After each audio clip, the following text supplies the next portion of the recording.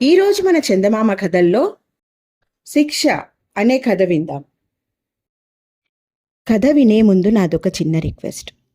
మీరు గనక మా ఛానల్ని మొదటిసారి చూస్తున్నట్లయితే ప్లీజ్ తప్పకుండా సబ్స్క్రైబ్ చేయండి.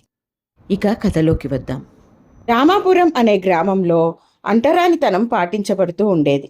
అంటరాని వాళ్ళందరూ ఊరికి కాస్త దూరంగా ఉండేవారు. ఊళ్ళో ఉన్న వాళ్ళ కోసం అనేక రకాలుగా కాయకష్టం చేసేవారు.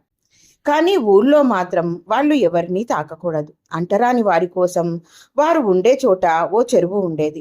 ఇలా ఉండగా ఒక సంవత్సరం బొత్తిగా వానలు పడక అంటరాని వాళ్ళ చెరువు నిండలేదు. వాళ్లకు నీళ్ల కరువు వచ్చింది. అయినప్పటికీ వాళ్ళకి ఊళ్ళో ఉన్న బావి నీళ్లు తాకే యోగ్యత లేదు. అందువల్ల కొందరు అంటరాని ఆడవాళ్ళు రోజు బోలెడు దూరం నడిచి ఎక్కడో దూరాన ఉన్న నది మంచినీళ్లు తెచ్చుకునేవారు. రాజు మారువేషంలో దేశ సంచారం చేస్తూ వీరిని చూసి గుండె నీరైపోగా గ్రామస్తుల వద్దకు వెళ్ళి, ఇది చాలా అన్యాయం. సాటి మనుషులు నీళ్లు లేక ఇబ్బంది పడుతూ ఉంటే ఊర్లో బావులుండి మీరు వాళ్లకు నీళ్లు ఇవ్వరేం అని అడిగాడు. వాళ్ళు అంటరాని వాళ్ళు. మా బావుల్లో నీటిని తాకే అర్హత వాళ్లకు లేదు.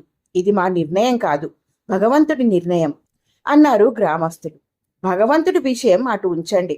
ఈ దేశపు రాజుగా నేను చెబుతున్నాను, మీరు వాళ్లను బావిలో నీరు తీసుకొనివ్వాల్సిందే అంటూ రాజు మారువేషం తొలగించగానే గ్రామస్తులు ఆయన కాళ్ల మీద పడి, ప్రభు, తమరు ఎవరో తెలియక నిరసనగా మాట్లాడాం, మన్నించండి. అయితే అంటరాని వాళ్లను మా బావులను తాకనిచ్చి నీటిని అపవిత్రం చేసుకోలేము. అదే మీ రాజశాసనము అనే పక్షంలో గ్రామస్తులు అందరం ప్రాయోపవేశం చేస్తాం అన్నారు. అంటరానితనాన్ని నమ్ముతుంటే మీ వంటి మూర్ఖులు ప్రాయోపవేశం చేసి ప్రాణాలు తీసుకున్నా దేశానికి వాటిల్లే నష్టం ఏమీ ఉండదు. అయినప్పటికీ ఈ దేశపు రాజుగా నేనందరి క్షేమాన్ని కోరిన వాణ్ణి కాబట్టి ఉభయ తారకంగా ఉండే ఉపాయం చెబుతాను.